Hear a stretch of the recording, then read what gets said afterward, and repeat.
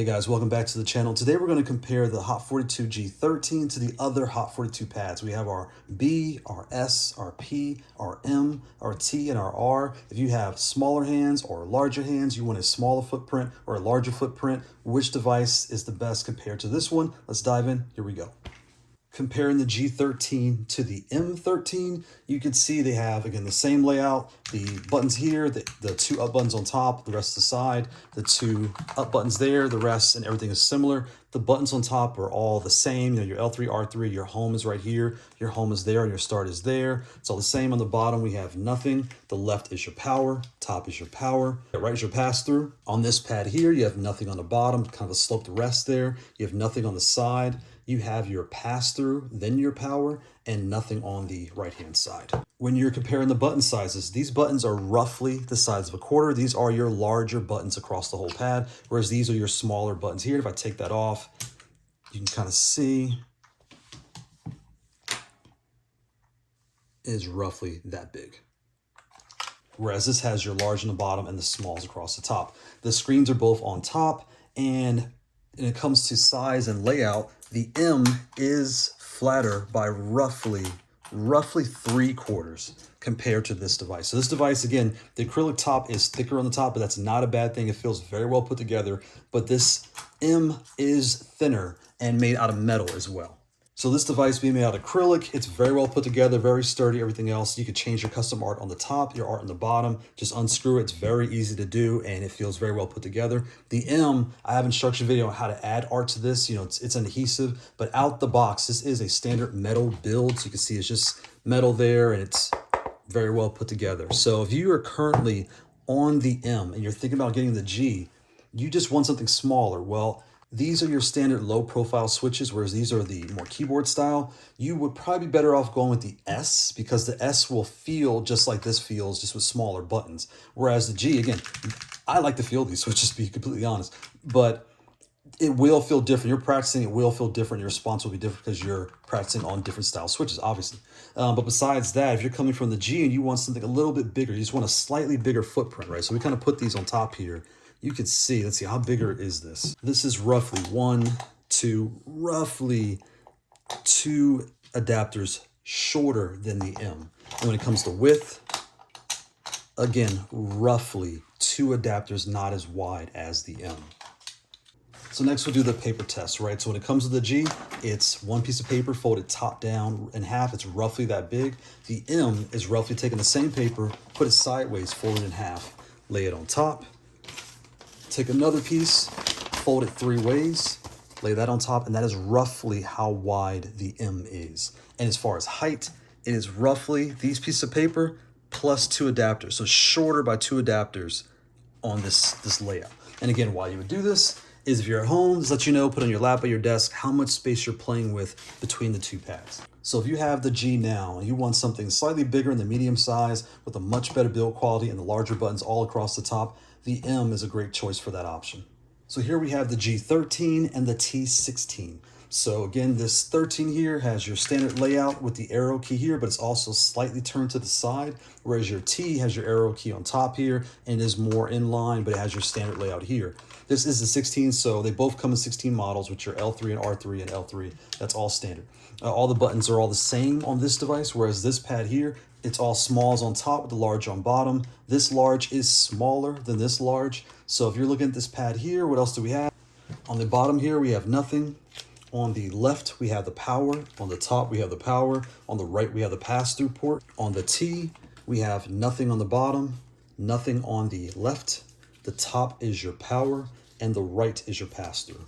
When it comes to buttons and layout, here you have all your standard buttons on the top, your home and start are here, and this is similar, your home and start are right here. And based on the model, you have more buttons or less, but they are essentially the same across the top. The screen on the T is bigger than the G. They're both in the same location, but the arrows are in line because the screen is not that close, whereas the G, the screen is here, so this button is slightly tilted to the side.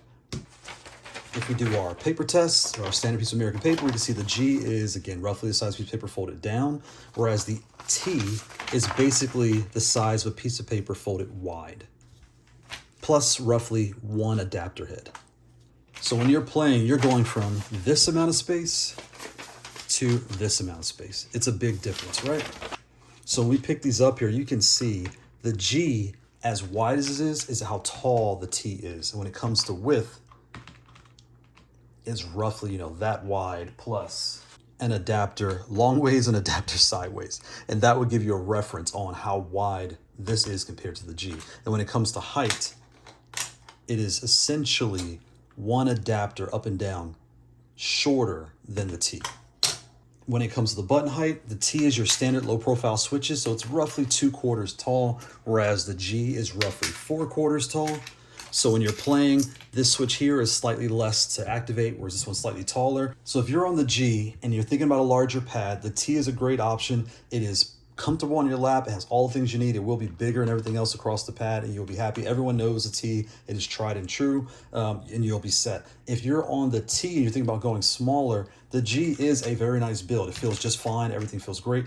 But on this one, I would probably say go to the S because it has the same switches, same activation force, everything else. And you would kind of be easier to match those two when you're practicing. But the G is very nice. You'll have no issues going with the S, the P. I forget the P there as well. So the P, the S, or the G will both be fine coming down from the T.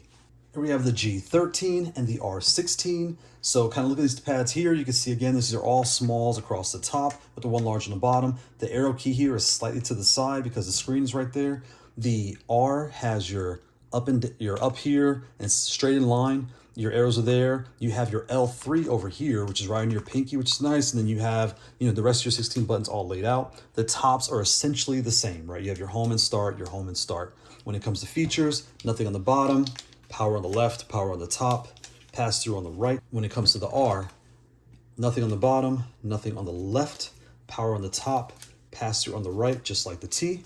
So comparing the two body styles, this pad here sits a little bit lower. So this pad here is roughly 4/4 lower than this pad, just the acrylic top itself. From here to here, it's about 4/4 lower down. When it comes to the button heights, they are the same. This is roughly 4/4 high with the rings, because this is essentially the T layout, but they trimmed the top about 2 millimeters to fit the rings. So that essentially added space for 2/4 of space missing and then 2/4 for the button. So these buttons are 4/4 tall, 4/4 tall, and this body is about 4/4 higher. So that kind of gives you a reference. What I'm saying is, if you have the G now, I would think you would want the R, because these button caps are small, just like these caps here. The bottom is bigger, just like this one's bigger here. But the way they sit and the way your fingers will sit, this feels like a nice upgrade, or excuse, not upgrade, but if you want to go from small to large, this is how I would tell you to go. If you were going the other way, again, I would say you're going from the R to something smaller and compact to practice on. I would probably point you to the space of the G. The switches are different and do feel different because these are more of a mechanical keyboard style, whereas these are your low profile Kailh switches. But again, that's kind of what you're looking at. If you're just sitting on your lap and using them, that's probably how I would point you to go that way. The S or the P will be a fine companion to the R, but it almost feels as if, just by the way they sit in height, the G and the R are kind of their companion from large to small. So if you have the G as your current compact device, I would point you to the R personally, but the T and the R will feel exactly the same. You'll like them both. If you have something large like the T or the R, if you were going to go something compact, if you have the T, I would probably push to the S. If you have the R, I would probably push to the G. But again, the R and the S, the P, they all feel fine coming back down. If you're moving up, again, I would probably think the R is a better fit for those on the G, but that's just my opinion.